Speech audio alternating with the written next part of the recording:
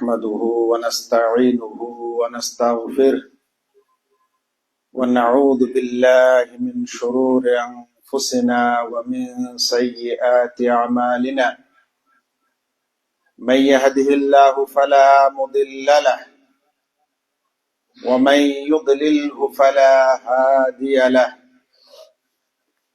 وأشهد أن لا إله إلا الله وأشهد أن محمدا عبده ورسوله أما بعد فإن خير الحديث كتاب الله وخير الهدي هدي محمد صلى الله تعالى عليه وسلم وشر الأمور محدثاتها وكل محدثة بدعة وكل بدعة ضلالة وكل ضلالة في النار أعوذ بالله من الشيطان الرجيم بسم الله الرحمن الرحيم ادع إلى سبيل ربك بالحكمة والموعظة الحسنة وجادلهم بالتي هي أحسن إن ربك هو أعلم بمن ضل عن سبيله وهو أعلم بالمهتدين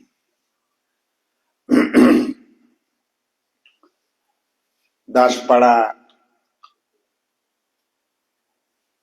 এই দাসপাড়ায় অবস্থিত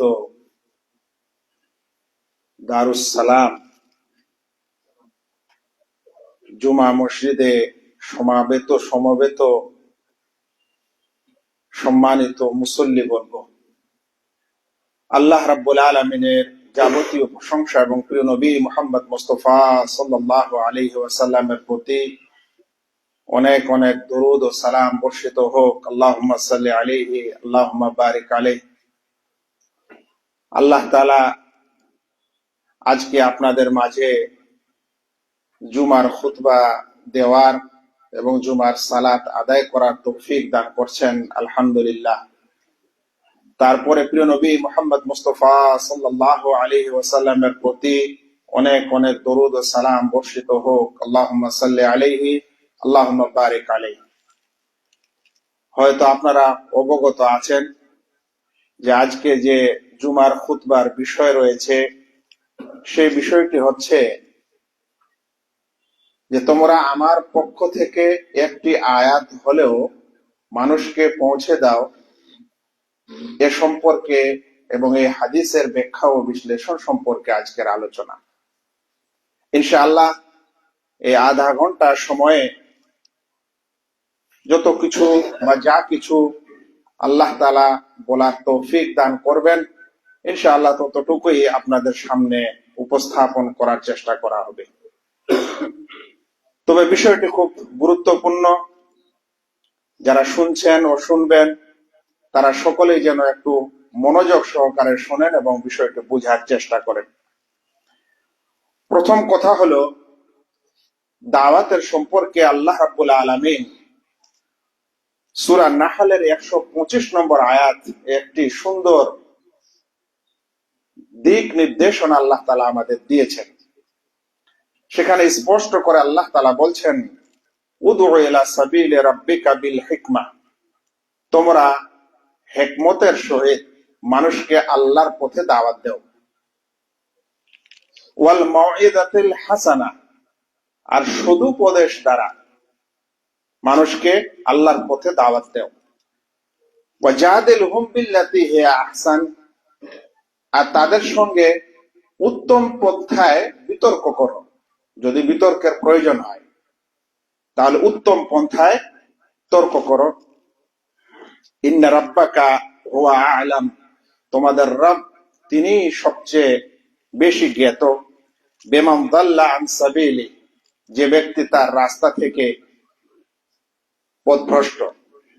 ওয়া হুয়া আ'লামু বিল মুহতাদিন, এবং তিনি বেশি জ্ঞাত যে কারা বেশি হেদায়েত প্রাপ্ত। তাহলে এই আয়াতে দাওয়াতের এবং তাবলীগের একটা সুন্দর নিয়ম নীতি আল্লাহ তাআলা স্বয়ং বলেছেন যে তোমরা দাওয়াত দাও, কিন্তু হিকমতের সাথে, কৌশলের সাথে, সদুপদেশের সাথে এবং উত্তম পন্থায়। বিতর্ক হলে উত্তম পদ্ধতি নাও, মারপিট, হানাহানি, কাটাকাটি ইত্যাদি যেন না করা হয়। এবং আল্লাহ তাআলা এটাও বলে দিয়েছেন যে এরপরে কে হেদায়েত প্রাপ্ত সেটা আল্লাহ জানেন। নিজে নিজে সবাই দাবি করে বসে থাকলে যে সব হেদায়েত প্রাপ্ত হয়ে যাব, কিংবা তর্ক বিতর্ক করে জিতে নিলেই যে আমি হেদায়েত প্রাপ্ত হব, সেটা না। আল্লাহ তাআলা ভালো জানেন যে সেখানে হেদায়েত প্রাপ্ত কে। আল্লাহ রাব্বুল আলামিনের এই আয়াতটিরও ব্যাখ্যা ও বিশ্লেষণের খুব প্রয়োজন আছে। তবে আয়াতটি আজকের আলোচনার সহায়ক বা মূল বিষয়, সে কারণেই পেশ করা হলো শুধু অর্থটুকু। এবার ওই হাদিসকে নিয়ে আমরা আলোচনা করব, যে হাদিসে প্রিয় নবী মুহাম্মদ মুস্তাফা সাল্লাল্লাহু আলাইহি ওয়াসাল্লাম বলেছেন যে বাল্লিগু আন্নি ওয়ালাউ আয়া। একটু সম্পূর্ণ হাদিসটি আমরা শুনি। হাদিসটিতে বলা হয়েছে বাল্লিগু আন্নি ওয়ালাউ আয়া ওয়া হাদিসু আন বানি ইসরাঈল ওয়ালা হারাজ ওয়া মান কাযাবা আলাইয়া মুতাআম্মিদান ফালইয়াতাবাওয়া মাকআদাহু মিনান নার। এটি হলো সম্পূর্ণ হাদিস। হাদিসটিকে ইমাম বুখারী 3461 নম্বর হাদিসে বর্ণনা করেছেন। হাদিসটির অনুবাদ প্রথমে শোনা যাক। আল্লাহ রাসূল সাল্লাল্লাহু আলাইহি ওয়াসাল্লাম বলছেন, তোমরা পৌঁছে দাও আমার পক্ষ থেকে যদি একটি আয়াতও হয়, যদি একটি আয়াতও হয়, তাহলে তোমরা আমার পক্ষ থেকে সেটা পৌঁছে দাও এবং বানি ইসরাইলের ঘটনাবলীকে বর্ণনা করো। বানু ইসরাইল, যেটা এখন হয়তো আমরা ইহুদি নামে জানি, কিন্তু বানু ইসরাইল, যে বানু ইসরাইল সম্প্রদায় ছিল, আর তাদের কাছে যে নবী এবং আম্বিয়ায়ে কেরাম আলাইহিমুস সালামরা এসেছিলেন, তাদের সাথে যা কিছু ঘটনাবলী হয়েছে বা তাদের থেকে যা কিছু এই দুনিয়াতে এখনো প্রমাণিত আছে, সেগুলো মানুষকে বলো। এবং এতে কোনো দোষের বিষয় নেই। কিন্তু আমরা প্রথম হাদিসটার অর্থটা জানি, অংশটা, এই বিষয়টা দ্বিতীয়টাকে আমরা জানি না। আর এই দ্বিতীয়টা একটা খুতবার বিষয়, যে বানু ইসরাইলের কি জিনিস আমাদের আল্লাহ রাসূল সাল্লাল্লাহু আলাইহি ওয়াসাল্লাম বলছেন যে বলো, কোনো অসুবিধা নেই। তারপরে বলছেন ওয়ামান কাযাবা আলাইয়া মুতাআম্মিদান, আর যে ব্যক্তি ইচ্ছাকৃত আমার ব্যাপারে কেউ মিথ্যারোপ করবে, যে ব্যক্তি ইচ্ছাকৃত মিথ্যারোপ করবে আমার উপর, সে যেন তার ঠিকানা জাহান্নাম বানিয়ে নেয়। তাহলে আপনি বাল্লিগু আন্নি ওয়ালাউ আয়া, একটি আয়াত প্রচার করার জন্য যতখানি আপনার চিন্তা ভাবনা আছে, যদি একটু মিথ্যা প্রচার হয়ে যায়, তাহলে জাহান্নামের ঠিকানাটা আছে, ওটার চিন্তাটা কে করে? অথচ এই হাদিসেই ওই সতর্কবাণী দেওয়া হয়েছে যে তোমরা প্রচার করো বটে, কিন্তু প্রচারের সময় যেন কোনো কিছু মিথ্যা ইত্যাদি আমার নামে না হয়, হলে কিন্তু ঠিকানা জাহান্নাম। তাহলে হাদিসের একটি অংশকে কিছু মানুষ গুরুত্ব দিবে, বাকিগুলোকে ছেড়ে দিবে, এটা কোনোদিনই একজন সৎ মানুষের আচরণ হতে পারে না। আচ্ছা, হাদিসটির অনুবাদ শুনলেন, এরপর আমরা মূল বক্তব্যে আসি। আমি কথা বলতে কোনো দ্বিধা করতে পারি না যে বর্তমান যুগ এবং বর্তমান মুসলিম প্রজন্ম, আমরা একটা এমন যুগে বসবাস করছি, যেই যুগে মানুষ সত্যিকারে তাবলীগ করাকে বেশি পছন্দ করছে, আর নিজের শিক্ষা চাইতে অপরকে শিক্ষা দিতে বেশি ভালোবাসছে। মানে নিজে শিক্ষা নিয়ে সেটা আমল করব, এটার চাইতে বেশি ফিকির যে আমি কিভাবে মানুষকে পৌঁছাতে পারি। এরকম একটা প্রতিযোগিতামূলক বিষয় আমরা আমাদের সমাজে এখন লক্ষ্য করছি। আমরা লক্ষ্য করছি যে সে নিজে ফতোয়া দিতে চাচ্ছে, যদিও সে বিষয়টি না বুঝে ভালো করে। আমরা লক্ষ্য করছি যে কিছু মানুষ, সে নিজের আমলটা শুদ্ধ হচ্ছে কিনা বা স্বয়ং সে আমলটা করছে কিনা এটা নিয়ে চিন্তা কম, কিন্তু অন্যরা কেন করছে না ওটা নিয়ে তার মাথা বেশি। মানে নিজে আমি ওই হাদিসটার উপর আমল করছি কিনা, নিজে আমি শরিয়ার ওই বিধানগুলি আমল করছি কিনা, এটা নিয়ে যতখানি ওর চিন্তা নাই, তার চেয়ে বেশি চিন্তা যে এগুলো অন্যরা কেন করছে না, তাতে আমি না করি তো কি অসুবিধা। ব্যাপারটা খানিক এরকম। আর কি সমস্যা, আমরা এই যুগে কোনো একটা বিশেষ ফতোয়া যদি পাই, মানে ব্যাপারটা যদি একটু নতুন হয়, ফতোয়াটা যদি একটু কঠিন হয়, আর ফতোয়াটা যদি একটু কঠিন ভাষায় হয়, তাহলে আমরা ওটাকে বেশি পছন্দ করছি। সহজ সরল মধ্যম নীতিটাকে আমাদের পছন্দ হচ্ছে না। এবং সেই ফতোয়াটা সম্প্রচার করতে আমরা খুব মজা পাচ্ছি, কিন্তু স্বয়ং সেটা আমল করছি কিনা সেটা কিন্তু আমরা দেখি না। ভাই সকল, এটা একটা আশ্চর্যের বিষয় যে আমরা আজ এক অপরের ইলম ও ফতোয়া প্রচার করছি বটে, কিন্তু তার হাওয়ালা ও উদ্ধৃতি দিতে চাই না। বিনা উদ্ধৃতিই আমি এই ফতোয়া এবং ইত্যাদিকে প্রচার ও প্রসার করতে বেশি আগ্রহী। আল্লাহু আকবার। এটা এমনই ব্যাপার যেমন কেউ না খেয়ে একটু ঢেকুর নেয়, না খেয়ে খিদায় আছে তারপরেও কি করছে, একটু ঢেকুর ছাড়ছে। মানে মানুষকে বুঝতে দিতে চায় না যে আমি খিদায় আছি, আমাকে ক্ষুধা লেগেছে, একটু বেশি করে ঢেকুর ছাড়ছে আর মানুষকে বুঝাচ্ছে যে না আমার পেট ভর্তি আছে। এটা কিন্তু কোনো, আমি আপনাদেরকে বলছি না, কি বলে যে কোনো একটা সামাজিক কথা বা সামাজিক কোন প্রবাদ বাক্যর কথা বলছি না।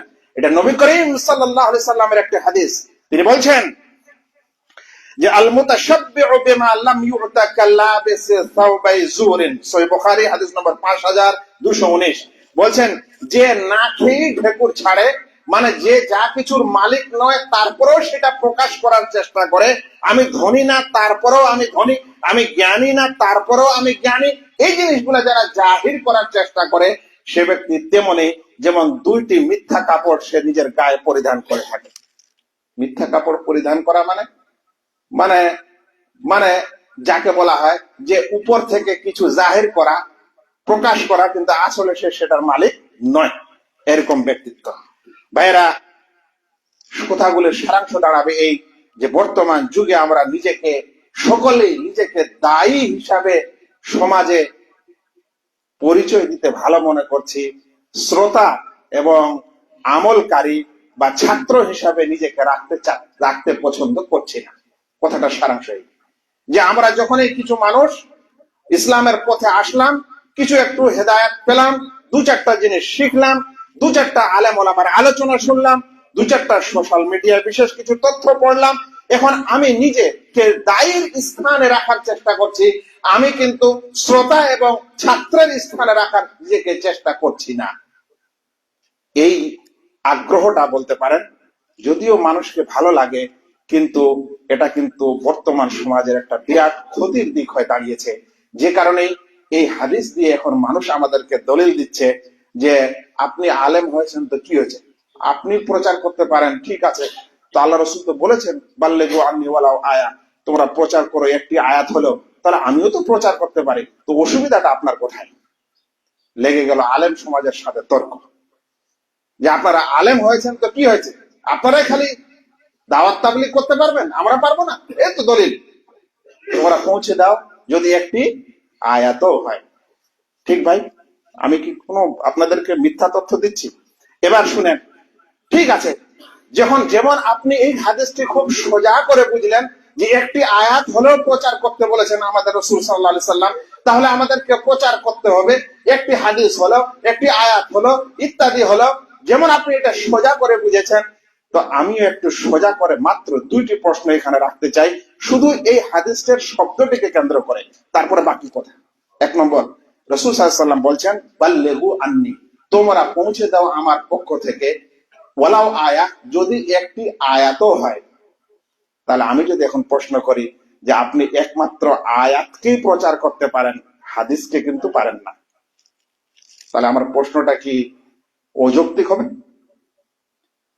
আমার প্রশ্নটা কি অযৌক্তিক হবে যে যদি হাদিসের এই ভাষ্য অনুযায়ী তুমি প্রচার করতে চাও, যেমন তুমি সোজা সোজা কথা বলছো আর বড় বড় কথা বলছো, তাহলে এই হাদিসে তো একটি আয়াতের কথা এসেছে, তার মানে আপনি কোরআনের আয়াত প্রচার করতে পারেন, এর বেশি কিন্তু আপনি পারেন না। যদি আপনি সোজাই বুঝনেওয়ালা মানুষ হন, তাহলে আমিও সোজা এই কথাই বলবো।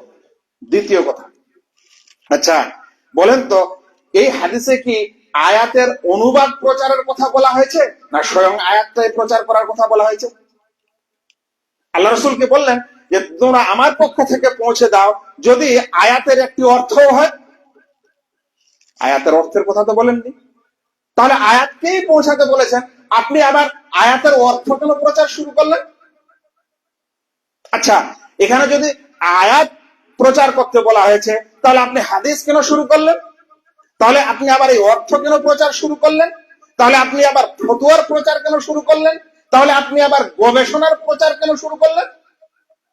তখন আপনি বলবেন যে না না, হাদিসটার উদ্দেশ্য তো এটা নয় যে খালি শুধু একটি আয়াত প্রচার করতে হবে, তার মানে কোরআন হাদিস এবং ইসলামের যা কিছু হবে তাই প্রচার করা যেতে পারে। তাহলে বলবো, এই ব্যাখ্যা আপনি কোথা থেকে নিলেন? এটা আপনার মনের ব্যাখ্যা? এটা আপনার প্রবৃত্তির ব্যাখ্যা? আপনার ব্যাখ্যাটা যদি সহিও হয়, কিন্তু আপনি আসলে প্রবৃত্তি পূজারী। দাওয়াত তাবলীগের সময় আপনি এই আয়াত নিয়ে আসছেন, এই হাদিস নিয়ে আসছেন, আনার পর আপনি আপনার রাস্তা সুগম করে নিচ্ছেন যে আমিও একজন দায়ী এবং আমিও একজন মুবাল্লিগ, আমি একজন বড় শেখ, আমি একজন বড় আলেম, আমি একজন বড় মাশায়েখ ইত্যাদি। কিন্তু যখন ব্যাখ্যার সময় আসছে তখন ব্যাখ্যাটা আবার নিজের মতো করে নিচ্ছেন, আর অন্যের বেলায় আপনার দৃষ্টিভঙ্গি আবার অন্য হয়ে যাচ্ছে। সেজন্য আমি বলছিলাম যে যদি কেউ এরকমই মনে করেন যে না, এই আয়াতের এই হাদিসের অর্থ হলো যে আমাদের সকলকে দাওয়াতের কাজ করতে হবে, একটি আয়াত হলে প্রচার করতে হবে, যদি এরকমই সোজা বুঝেন, তাহলে আপনি আয়াতের প্রচার ছাড়া হাদিসের প্রচার করতে পারেন না, আপনি আয়াতের প্রচার ছাড়া আপনি তার অনুবাদের প্রচার করতে পারেন না, ইসলামের কোন মাসলা মাসাইল এবং ফতোয়া ইত্যাদি প্রচার করতে পারেন না।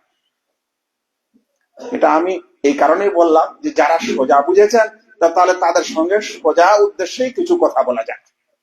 কিন্তু আসলে এই হাদিসটার অর্থ ব্যাখ্যা কি, ওলামারা কি বলেছেন একটু শুনতে হবে। আমি ওদেরকে ওদের ভাষায় উত্তর দেওয়ার পর এবার সঠিক বিধানগুলি আমাদের ওলামা এবং মাশায়েখরা, দ্বীনের পণ্ডিতেরা কি বলেছেন এ সম্পর্কে শোনা যাক। প্রথম কথা, যে একটি আয়াত হলো প্রচার কথা বলা হয়েছে, এখানে কি হাদিস আসতে পারে কিনা? জি, আসতে পারে। একজন মুফাসসির আছেন, তার আকীদার কিছু ত্রুটি থাকলেও খুব প্রসিদ্ধ, সেটা হলো তাফসিরে বাইজাবি। তাকে বাইজাবি নামে ওলামারা চিনে। তার বরাতে তুহফাতুল আহওয়াজের লেখক শেখ আব্দুর রহমান আল মুবারাকপুরি তিনিও নকল করছেন। তারা বলছেন যে বাইজাবি বলছেন ইন্নামা ক্বালা আয়া ওয়া লাম ইয়াকুল হাদিস। এখানে আল্লাহ রাসূল সাল্লাল্লাহু আলাইহি ওয়াসাল্লাম বলছেন যে একটি আয়াত হলো প্রচার করো, এটা বলছেন না যে একটি হাদিস হলো প্রচার করো। কারণটা কি? তখন তিনি কারণ উল্লেখ করে বলছেন যে কোরআন একটি এমন বিষয়, এমন একটা বই যে আল্লাহ রাব্বুল আলামিন সেটার হেফাজতের দায়িত্ব নিয়েছেন। হেফাজতের দায়িত্ব নেওয়ার পরও যদি ওটা পৌঁছাতে বলছেন, তাহলে যেই হাদিসের হেফাজতের দায়িত্ব আল্লাহ নেননি, সেটা এখানে অটোমেটিকলি ঢুকে পড়বে, সেটা এখানে অটোমেটিকলি থাকবে। মানে কোরআনও প্রচার করতে পারেন, আর কোরআন প্রচার করতে পারলে হাদিস তো আরো বেশি করে প্রচার করতে পারেন। তাহলে এখানে কোরআন এবং হাদিস দুটিরই কথা আছে, শুধুমাত্র কোরআনের প্রচারের কথা নেই। এটা এক নম্বর কথা। মুবারাকপুরি তিনি বলছেন বাল্লিগু আন্নি কুল্লামা জিতু বিহি আইয়ুহান নাস। হে লোকেরা, এর অর্থ হলো হে লোকেরা, আমি যা কিছু নিয়ে এসেছি, মানে আমার থেকে যা সব প্রমাণিত, সেগুলো তোমরা প্রচার করো। ওয়ালাউ বাল্লাগা আহাদুকুম আয়া, যদি কেউ একটি আয়াতও পৌঁছায়, একটি আয়াতও প্রচার করে, কিংবা একটি হাদিসও প্রচার করে, কিংবা এরকম আরো অন্য বিষয় প্রচার করে, এটাই হচ্ছে এই হাদিসের আসল অর্থ। কিন্তু বিষয়টা কেমন? বিষয়টা হলো রাসূল সাল্লাল্লাহু আলাইহি ওয়াসাল্লাম এক জায়গায় বলছেন যে ইত্তাকুন নার ওয়ালাউ বিশাক্কি তামারা, যে তোমরা জাহান্নাম থেকে বাঁচো যদি অর্ধেক খেজুর সাদকা করেও হয়। কিন্তু উদ্দেশ্যটা কি অর্ধেক খেজুর সাদকা করা, না অল্প কিছু সাদকা করা? এটা একটা বলার একটা নিয়ম, আরবরা এইভাবে বলতেন। তো বলছেন যে আল্লাহ রাসূল সাল্লাল্লাহু আলাইহি ওয়াসাল্লাম বলছেন যে তোমরা জাহান্নাম থেকে বাঁচো যদি অর্ধেক খেজুর দ্বারাও হয়, অর্ধেক খেজুর দান করে হয়। অর্ধেক খেজুর তো দান করার বিষয় হয় না, কিন্তু এটা তো বোঝানো হচ্ছে যে অল্প কিছু খরচ করার মাধ্যমে যদি তোমরা জাহান্নাম থেকে বাঁচতে পারো, তাহলে অল্প কিছু দান করো। এখানে ব্যাপারটা এরকম যে তোমরা ইসলামের বিধিবিধান এবং আদেশ নিষেধের অল্প কিছু হলেও তোমরা প্রচার করো, এ কথা বলছেন। তার মানে প্রচার ও প্রসারের সময় আপনি কোরআন, হাদিস এবং দ্বীনের ইত্যাদি সবকিছুই প্রচার করতে পারেন। এটা হলো প্রথম কথা। আচ্ছা, এবার দ্বিতীয় কথা, যে এই বাল্লিগু আন্নি ওয়ালাউ আয়া, যেটা আমাদেরকে পৌঁছাতে বলা হচ্ছে, এর ব্যাখ্যা বিশ্লেষণটা আমাদের ওলামায়ে কেরামরা কি দিয়েছেন। বর্তমান যুগে বিশ্বের সবচেয়ে বড় ইসলামিক স্কলার এবং পণ্ডিতের নাম জানেন, এবং যার আকীদা মানহাজ শুদ্ধ, এরকম ব্যক্তিত্ব, তিনি হলেন বর্তমান সৌদি আরবের বিশেষ শেখ আল আল্লামা সালেহ আল ফাওজান হাফেজাহুল্লাহ তাআলা। তাকে জিজ্ঞাসা করা হলো যে এই হাদিসটির অর্থ কি শেখ? যে বাল্লিগু আন্নি ওয়ালাউ আয়া, একটি আয়াত হলো আমার পক্ষ থেকে, সেটা প্রচার করো, এই এই এই হাদিসটির অর্থ কি শেখ? কারণ মানুষের কাছে ইলম জ্ঞান বেশি হয় না, তারপরে দাওয়াত তাবলীগ মানুষ করতে চায়, এই আয়াত এই হাদিসটিকে কেন্দ্র করে এর অর্থ একটু বলবেন। তখন শেখ বলছেন, নাম আত-তাবলীগু ওয়াজিব আল ইবলাগু ওয়াজিব। আমি তার ইউটিউবের আলোচনাটার শব্দগুলি তুলে ধরেছি, অল্প একটু কথা ছেড়েছি, কারণে যেহেতু ওখানে লম্বা নেওয়া যায়নি, কিন্তু যেটা নিয়েছি ওটা ওনার ভাষ্য। তিনি বলছেন আল ইবলাগু ওয়াজিব, হ্যাঁ পৌঁছে দেওয়াটা তো ওয়াজিব, কিন্তু লাকিন্নাত তাবলীগ আলা নাওয়াইন, এই হাদিসের মাধ্যমে যেটা তাবলীগ পাওয়া যায় সেটা দুই ধরনের। একটা হলো তাবলীগুন নাস ওয়াল মানা, মূল শব্দ এবং অর্থের তাবলীগ, আর একটা হচ্ছে তাবলীগুন নাস ফাকাত, শুধুমাত্র মূল শব্দের তাবলীগ। তাবলীগ মানে পৌঁছে দেওয়া ভাই। তো শেখ বলছেন তাবলীগ দুই ধরনের, একটা হলো মূল কথা, মানে কোরআনের যেটা মূল শব্দ, যেমন আলহামদুলিল্লাহ রাব্বিল আলামিন, বলছেন এটা হলো মূল শব্দ পৌঁছে দেওয়া, এটাকে টেক্সট বলতে পারেন আপনি ইংলিশে। তো বলছেন মূল টেক্সট বা মূল শব্দ পৌঁছে দেওয়া অর্থ সহ, কিংবা শুধুমাত্র মূল শব্দ পৌঁছে দেওয়া অর্থ ছাড়া, এই দুই ধরনের তাবলীগ হয়। বলছেন আল্লাযী ইয়ারিফুন নাস ওয়াল মানা ইউবাল্লিগুন নাস ওয়াল মানা, যে ব্যক্তি মূল শব্দটা জানে এবং অর্থটা জানে, তাহলে সে মূল শব্দটাও পৌঁছাবে, অর্থটাও পৌঁছাবে। তারপরে বলছেন আর যে ব্যক্তি শুধুমাত্র, আর যে ব্যক্তি লা ইয়ারিফুন নাস ওয়াল মানা, আর যে ব্যক্তি শুধুমাত্র শব্দটা জানে, সে শুধু শব্দটা পৌঁছাবে। দেখছেন ইনসাফকারী কথা। বলছেন যে যে ব্যক্তি শব্দটাও জানে ওর মানেটাও জানে, তাহলে সে শব্দ মানে দুটাই পৌঁছাবে। আর কোন ব্যক্তি যদি মাত্র শব্দটা জানে, মানে আলহামদুলিল্লাহ রাব্বিল আলামিন সূরাটা জানে ধরেন, কিন্তু এর অর্থ জানে না, তাহলে এই সূরাটা পৌঁছাবে। আর তারপরে অন্য একটা আরো এতে প্রশ্নের উত্তরে তিনি বলছেন যে ওয়াল্লাযী লা ইয়ারিফুল মানা, যে ব্যক্তি অর্থ জানে না, তখন সে কি করবে? বলছে তাহলে যেভাবে মানুষ কোরআন মুখস্থ করায়, হাদিস মুখস্থ করায়, দোয়া মুখস্থ করায়, এরকম করাবে। খুব গুরুত্বপূর্ণ কথা ভাইরা যারা আপনারা শুনছেন। আজ সমাজের যুবক শ্রেণীর কিছু মানুষ বা আমরা যখন দাওয়াত ও তাবলীগের কাজ কোন সোশ্যাল মিডিয়ায় শুনছি ও দেখছি ও পড়ছি, প্রচার করতে শুরু করছি, অন্যদিকে আমরা নিজে কোরআনের 10টা সূরা জানি না, এখনো আমরা শিখি না। আমাদের পরিবারের বাবা মা ভাই বোন ছেলে পেলে সন্তান এখনো 20টা সূরা জানে না, এ গোটা দুনিয়ার তাবলীগে নেমে পড়েছে, ফতোয়া ও ফারাইজে নেমে গেছে। অথচ এই হাদিসে বলা হচ্ছে যে তোমরা যদি, আর শেখ সালেহ ফজলানের ভাষ্য অনুযায়ী, যে তোমরা যদি মূল শব্দটাই জানো, অর্থ না জানো, তাহলে মূল শব্দটার প্রচার প্রসার করো। আপনি সূরাগুলো শিক্ষা দেন। আজ প্রত্যেকটা বাড়িতে সূরা শিখনেওয়ালা মানুষ আছেন। আপনি নামাজের দোয়াগুলোর শিক্ষা দেন, আপনি জিকির আজকার গুলার শিক্ষা দেন, তাহলে কোনো অসুবিধা নেই। কিন্তু না, আমাদের যে বড় শেখ হতে হবে, এই কায়দা বগদাদের শিক্ষা দিয়ে কি আমাকে কেউ বড় আলেম বলবে? আমি যদি সূরা ফাতিহা শিক্ষা দিত, আমাকে কি বড় আলেম বলবে?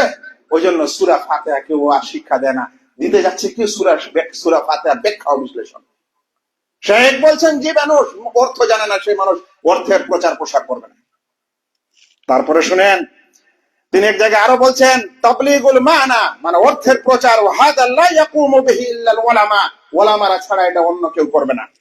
ফালা ইউফাসসিরুল কুরআন আবিল হাদিস আও ইফতিল হালাল ওয়াল হারাম, হাদা মিন শানিল উলামা, কেউ কোরআনের তাফসীর করবে না, হাদিসের ব্যাখ্যা করবে না, হালাল কিংবা হারাম এ কথা বলবে না, এটা উলামাদের কাজ। সোজা করেন খুব দাওয়াত ও তাবলীগ, আর হালাল হারামের ফতোয়া দিতে থাকেন, লেগে যান স্টেজে ঝগড়া, বিড়ি তামাকু খেয়ে নামাজ পড়তে এসে 40 দিনে নামাজ হবে না, খুব তর্ক করেন, কোথায় আছে দলিল জানেন না। এখানে আমি একটি কথা আরো বলতে চাই, যেই মানুষ তাহলে শব্দটাও জানে না, মানে আরবি শব্দটাও জানে না আর অর্থটাও জানে না, ওই ব্যক্তিকে আপনারা কিভাবে জালসার বক্তা করেন, ওর কাছে কিভাবে আপনি দিনের শিক্ষা নেন, ও কিভাবে ফতোয়া দিতে পারে এবং সমাজে কিভাবে সে হালাল হারামের কথা বলতে পারে? সে তো শব্দটাও জানে না, মানেটাও জানে না। এর মতো শেখ বলছেন শব্দটা জানলে কম করে শব্দটার প্রচার করবে, আর শব্দ মানে দুটো জানলে দুটাই করবে। আমরা বাংলা শিক্ষিত মানুষ, ইংলিশ শিক্ষিত মানুষ, আমরা শব্দটা জানি না, আমরা অর্থটা জানি না, আমরা আবার হালাল হারাম শুরু করে দিয়েছি। এখানে শেখ সালেহ ফৌজানের উক্তিটি শুনলাম। এবার শুনেন, যুগশ্রেষ্ঠ মুহাদ্দিস শেখ নাসিরউদ্দিন আলবানী রাহিমাহুল্লাহ তার তথ্যগুলি আরো আপনাকে তুলে দিতে পারে, আরো আপনার জ্ঞানকে আরো আপনার জ্ঞানকে বৃদ্ধি করতে পারে। শুনেন তিনি কি বলছেন। তাকেও এটা জিজ্ঞাসা করা হলো, শেখ এই হাদিসের অর্থ কি, একটি আয়াত হলো পৌঁছে দাও। তখন শেখ বলছেন, মান হাফেজা আয়াতান কামা উনজিলাত, যে ব্যক্তি কোন কোরআনের আয়াত মুখস্থ করলো ওই রকমই যেরকম অবতীর্ণ হয়েছে। আল্লাহু আকবার, এই শব্দটা কত কঠিন। যেরকম অবতীর্ণ হয়েছে মানে আপনি ভুল শিক্ষা নিবেন না, সঠিক কোরআনের আয়াতের শিক্ষা নিবেন, সঠিক উচ্চারণ সহকারে নিবেন। তারপরে বলছেন আও জুমলাতাম মিন আহাদিসির রাসূল, কিংবা রাসূল সাল্লাল্লাহু আলাইহি ওয়াসাল্লামের কিছু হাদিস আপনি মুখস্থ করেছেন, কামা রুবিয়াত, যেমন হাদিসটা বর্ণনা করেছেন মুহাদ্দিসিনরা রাবিরা, কিংবা বলছেন বাল কামা সাহাত, কিংবা হাদিসটা যেমন সহিহ সূত্রে বর্ণিত হয়েছে, তাহলে কি হবে? তো বলছে ফাবাল্লিগহা কামা সামিআহা, আর সে ব্যক্তি ফাবাল্লাগাহা, সে ব্যক্তি ওরকমই পৌঁছে দিল যেরকম শুনেছে, ফাহুয়া ওয়াজিবুহু, তাহলে এটাই তার কর্তব্য। নেন হাদিস প্রচার করেন, হাদিস ওইভাবেই প্রচার করবেন যেভাবে রাসূল সাল্লাল্লাহু আলাইহি সাল্লাম থেকে মুহাদ্দিসিনরা বর্ণনা করেছে, রাবীরা বর্ণনা করেছে, ওইভাবে আপনি বর্ণনা করেন। তা আপনি তো ভাই হাদিসের আরবিটাও পড়তে জানেন না, অর্থটাও জানেন না, আপনি এত বড় দায়িত্ব নিলেন কেন? আপনাকে নিতে কে বলছে? কারণ আপনি ওই যে, আজ আমরা শ্রোতা কেউ হতে চাই না, আমরা শিক্ষার্থী হতে চাই না, আমরা সকলেই শিক্ষক হতে চাই। তারপরে শুনেন উনি তারপরে কি বলছেন। তারপরে বলছেন আম্মাল্লাযী লা ইউহসিনু তিলাওয়াতা আয়াত, যে ব্যক্তি কোরআনের আয়াত তেলাওয়াত করতে শুদ্ধ করে পড়তে জানে না। তারপরে আগে গিয়ে বলছেন কিংবা হাদিস তো বর্ণনা করে বটে, কিন্তু হাদিস বলতে গিয়ে লাহান করে, আও ইউলহান, লাহান করা মানে মানে অক্ষর ধরনের আলহামদু, তো আলহামদুর জায়গায় সে বলছে আলহামদু, মানে জাবারটাকে জের করে দিয়েছে, এটাকে বলা হয় লাহান। লাহান অনেক ধরনের হয়, এটা উদাহরণ দিলাম। বলছে যে এরকম লেহান করে সে যেন হাদিস না প্রচার করে, কারণ রাসূল সাল্লাল্লাহু আলাইহি সাল্লামের হাদিস ওইভাবেই পৌঁছাতে হবে যেভাবে হাদিসটা অবতীর্ণ হয়েছে, যেভাবে রাসূল সাল্লাল্লাহু আলাইহি সাল্লাম বলেছেন। ও যদি আক্ষরিক ভুল করে, সে যদি উচ্চারণে ভুল করে, তাহলে সে ওই হাদিসের অন্তর্ভুক্ত হবে যে মান কাযিবা আলাইয়া মুতাআম্মিদান ফালিয়াতাবাওয়া মাকাদাহু মিনান নার, যে ব্যক্তি আমার উপর মিথ্যা আরোপ করলো সে যেন তার ঠিকানা জাহান্নাম বানিয়ে নেয়। কারণ ওইভাবে তো আল্লাহ রাসূল হাদিস বলেননি, যেভাবে সে বলছে। ওইভাবে তো মুহাদ্দিসিনে কেরামরা হাদিস বলেননি, যেভাবে সে ভুল উচ্চারণ করে বলছে। ভাই খুব সোজা, মানুষ ইসলামকে খেলা করে নিয়েছে, এই হাদিস দ্বারা খেলা করে নিয়েছে। তারপরে শুনেন তিনি বলছেন ওয়াইদা আলিমা শাখসুল হুকমা মিন আহকামিশ শারা, এটা তো কোরআন হাদিসের কথা গেল। তারপরে বলছেন যদি শরীয়তের কোন বিধিবিধান সম্পর্কে সে জানতে পারে, মিন আলিমিন, কোন আলেম থেকে, কিন্তু যে শিখেছে ওয়া হুয়া লাইসা আলেমান, সে নিজে আলেম নয়, কিন্তু আলেমের কাছ থেকে শিখেছে। সুম্মা সুইলা হাদাল মুতাআল্লিম, অতঃপর এই শিক্ষার্থীকে কেউ জিজ্ঞাসা করছে ওই বিষয়ে, ধরেন সুন্নতে মুআক্কাদা সম্পর্কে জিজ্ঞাসা করছে, তো বলছে যে ও নিজে আলেম না, কিন্তু ও সুন্নতে মুআক্কাদা সম্পর্কে আলেমের কাছ থেকে শিক্ষা নিয়েছে, কিংবা বই পড়ে শিখেছে, কিংবা আরো কোনো মাধ্যমে শিখেছে। শাইখ বলছেন ফালা ইয়াজুযু লাহু আন ইয়াকুলা হালালুন ওয়া হারামুন, এই ব্যক্তিকে হালাল হারাম বলা জায়েজ নয়। ওয়া ইন্নামা ইয়াকুলু আনা সামিআতু ফুলানান ক্বালা কাযা, এই ব্যক্তির জন্য বলতে হবে যে আমি অমুকের কাছ থেকে শুনেছি, তিনি এরকম বলেছেন, তিনি এরকম লিখেছেন, তিনি এরকম ফতোয়া দিয়েছেন। কিন্তু আমরা ওই ব্যক্তির নাম নিব না, ওই যে নাম নিলে নিজের পড়াইটা তো থাকবে না, ক্রেডিটটা চলে যাবে ওই শাইখের কাছে, নিজের তো আর ক্রেডিট হলো না। শুনেন, যারা এই আলেম ওলামাকে এইভাবে অপদস্থ করে এবং আলেম ওলামার তথ্য নিয়ে নিজের নামে তথ্য করে প্রচার করে, এরা সকলে মিথ্যুক। এরা ওলামাদেরকে আজ তাচ্ছিল্যের কারণ বানিয়েছে সমাজে, সকলে মিথ্যুক। শুনেন তিনি বলছেন সে বলছে কেননা সে আলেম নয়, কারণ সে আলেমের কাছে শুনেছে। তাহলে তুমি যার কাছে শুনেছো তুমি তার হাওয়ালা দাও। তারপরে বলছেন সে যদি আলেম না হওয়ার পরে এই তথ্যগুলা প্রকাশ করে, মানে কোন আলেম থেকে নেওয়ার পর প্রকাশ করছে, তাহলে সে অপরের জ্ঞান প্রকাশ করছে, ক্রেডিটটা এর নয়, ক্রেডিটটা হচ্ছে ওই আলেমের যে জ্ঞান শিক্ষা করে, এ সকল কিছু অধ্যয়ন করে, এই সকল তথ্য সমাজকে দিয়েছে, ক্রেডিটটা ওই আলেমের, সেই চেষ্টাটা ওই আলেমের, সেই সওয়াবটা সেই আলেমের। আর এ শুধু প্রচার করছে, কিন্তু প্রচারের সময় নিজেকেই মনে হচ্ছে সেই এগুলার তথ্যের সবচেয়ে বড় জ্ঞানী, তাহলে সে তথ্যকে চুরি করা হলো না? নিজেকে জাহির করা হলো না, অথচ সে কি নয়, ওই তথ্যের মালিক নয়? আল্লাহু আকবার। ইসলামের এই আমানত যদি কোনো মানুষ বুঝে, আর এরকম যদি সমাজ হয়, কোনদিন তর্ক বিতর্ক লাগতে পারে না। সমাজের তর্কের কারণই হচ্ছে আলেম ওলামাদের তোয়াক্কা ছেড়ে দিয়ে নিজে সকলে আলেম সেজে এবং তথ্য চুরি করে তাদের নাম না নিয়ে নিজের ক্রেডিট নেওয়া এবং নিজেকে জাহির করা। আল্লাহ হেফাজত করুক এই সমাজকে। আমাদের খুতবার সময় শেষ হয়ে আসছে, একটি কথা আরো বলি। তাহলে এখন আপনি বলতে পারেন যে শেখ বা আলেম বা অমুক বা তমুক কোরআন ও হাদিসের বেলা তো বুঝলাম, তাহলে এমনি ফতোয়া ফারায়েজ, এমনি শরিয়ার মাসলা মাসলা কিংবা ধরে নেন কোন অনুবাদ যদি প্রচার করতে চাই তাহলে কি করব? শুনেন, শেখদের ভাষ্য থেকে স্পষ্ট, যদি আপনি কোন কোরআনের আয়াতের অনুবাদ বা হাদিসের অনুবাদ কিংবা তথ্য প্রচার করতে চান, তাহলে যিনি অনুবাদক তার নাম নেন। বলেন এই কোরআনের এই আয়াতটির অনুবাদ আমি অমুক কোরআন থেকে পেয়েছি। ভাই, আপনি তো কোরআনের আয়াতটাও পড়তে পারেন না, অনুবাদ তো জানেন না, তো আপনাকে বলতে দ্বিধাটা কোথায় যে আমি অমুকের কাছ থেকে নিলাম, অমুক বই থেকে নিলাম?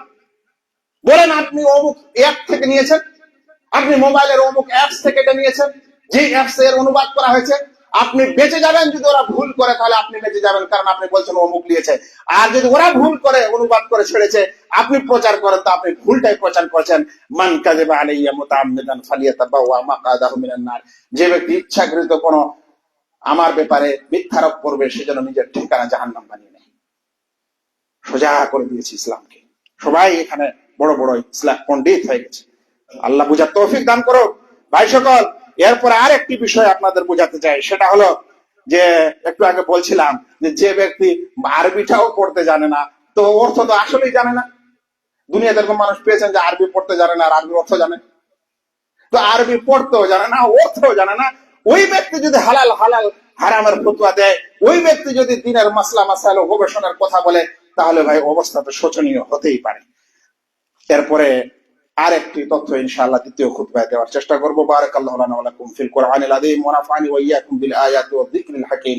ইন্নাহু তাআলা জাওয়াদুন কারীমুম মালিকুম বাররাউফুর রহিম।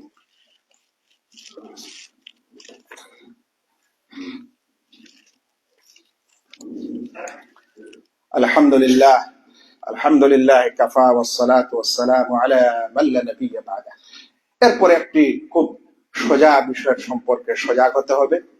আচ্ছা, আসলে দিন ইসলামের বিধিবিধান, কোরআন হাদিস মাসলা মাসাইল, এ সকল প্রচার প্রসার করার, দাওয়াত ও তাবলীগ করার বিধানটা কি? মানে বিধানটা মানে এটা কি ফরজ না ওয়াজিব না সুন্নত না মুস্তাহাব?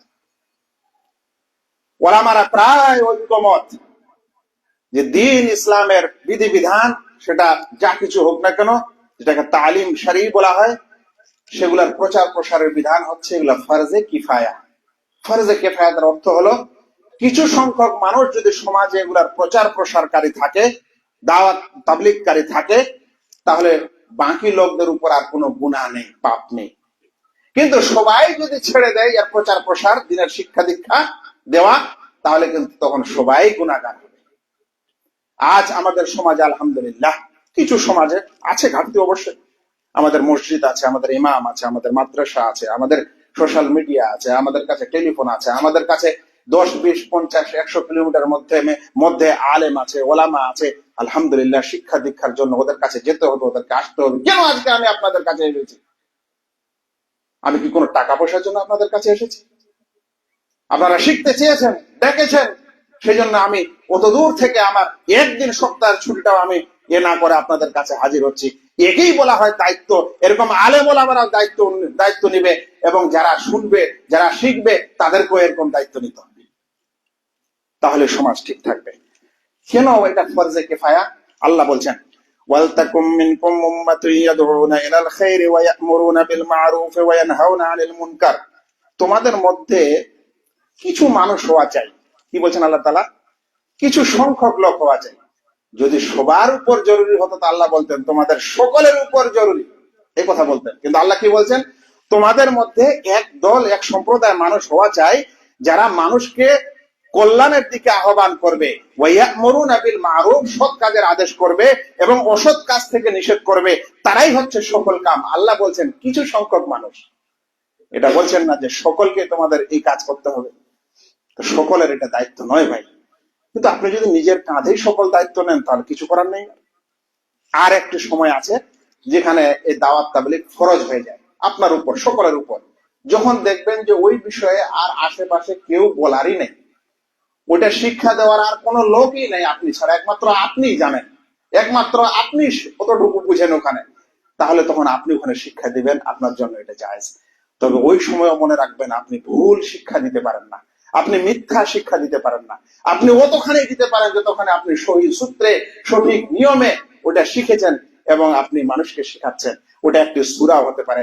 আল্লাহর কসম করে বলছি ভাই, সমাজ আজ নষ্ট হয়েছে বেশি বেশি ইলিম আর গভীর ইলিম আর ইত্যাদি চর্চার কারণে। আজ আমাদের সমাজের সবচেয়ে বেসিক ইলিমের দরকার। একজন মুমিন মানুষের উপর যে ইলিম অর্জন করা ফরজ, তার মানে হলো ওই ইলিমটা অর্জন করা ফরজ যেই ইলিমের দ্বারা সে তার রবকে চিনবে এবং তার রবের ইবাদত করতে পারবে। ওই ইবাদত করার জন্য আপনার যতটুকু কোরআনের দরকার ওটা আপনাকে মুখস্থ করতে হবে, যতগুলো দোয়ার দরকার ওটা মুখস্থ করতে হবে, সকাল সন্ধ্যা জিকির আজকার যতগুলো দরকার সেটা আপনার মুখস্থ করতে হবে এবং ধীরে ধীরে বিধিবিধানগুলো শিখতে হবে। আজ গভীর জ্ঞানের চর্চা এবং গভীর জ্ঞানের প্রচার প্রসার আমরা 20-30 বছরের পর হেদায়েত পাওয়ার পর শুরু করছি, আর বেসিক ও মৌলিক জ্ঞান আমরা ভুলে যাচ্ছি। সমাজ থেকে মক্তব উঠে যাচ্ছে, মসজিদের আলেমেরা ইমামেরা এখন বাচ্চাদেরকে আর পড়াচ্ছে না, এখন হয়ে গেছে আমরা সকলেই পণ্ডিত, আর আসল মূল জিনিস আমাদের চলে যাচ্ছে। সেখানেই দরকার আছে ওই মূল জিনিস শেখার। ওই জন্য সারাংশ স্বরূপ বলতে পারি, শেখ সালেহ আল ফওজান হাফেজাহুল্লাহ যে বলছেন যে তাবলীগ হচ্ছে, এই আয়াতের তাবলীগ দুই ধরনের, হয় মূল আয়াতটারই তাবলীগ করেন তাহলে আমরা এই বেসিক শিক্ষা দিতে পারি, আর মূল আয়াত ও ব্যাখ্যার তাবলীগ করেন তাহলে সেটা আলেম ওলামারা করবে ইনশাআল্লাহ। আর যদি আপনি কোন আলেম ওলামার তথ্য শুনে সমাজকে বলতে চাচ্ছেন তাহলে কম করে হলে আপনাকে হাওয়ালা দিতে হবে যে অমুক এটার অনুবাদ করেছে, অমুক এটা বলেছে, অমুক এটা লিখেছে, অমুক পত্রিকায় এসেছে, অমুক বইতে আছে, অমুক তার লেখক। তাহলে আপনি সঠিক দিনের সঠিক প্রচার প্রসারকারী হবেন। নচেত আপনি নিজেকে আল্লাহ আলাম জাহির করার চেষ্টা করছেন, অন্যের তথ্য চুরি করে আপনি প্রকাশ করছেন। পৃথিবীতে কপিরাইট আছে কিন্তু আমাদের আলেম ওলামাদের কপিরাইট নাই। আপনারা যদি এই চুরি করেন তাহলে ওরা তো আল্লাহর কাছে সওয়াব পেয়ে যাবে, কিন্তু আপনার অপরাধের শাস্তি আপনাকে পেতেই হবে। আল্লাহ তাআলা যেন আমাদের সকলকে বুঝার তৌফিক দান করেন, ওই অনুযায়ী আমল করার তৌফিক দান করেন, সমাজের বিভ্রান্তি দূর করার আল্লাহ রাব্বুল আলামিন তৌফিক দান করেন। اللهم صل على محمد وعلى ال محمد كما صليت على ابراهيم وعلى ال ابراهيم انك حميد مجيد. اللهم بارك على محمد وعلى ال محمد كما باركت على ابراهيم وعلى ال ابراهيم انك حميد مجيد. عباد الله، ان الله يأمركم بالعدل والاحسان وايتاء ذي القربى وينهى عن الفحشاء والمنكر والبغي يعظكم لعلكم تذكرون.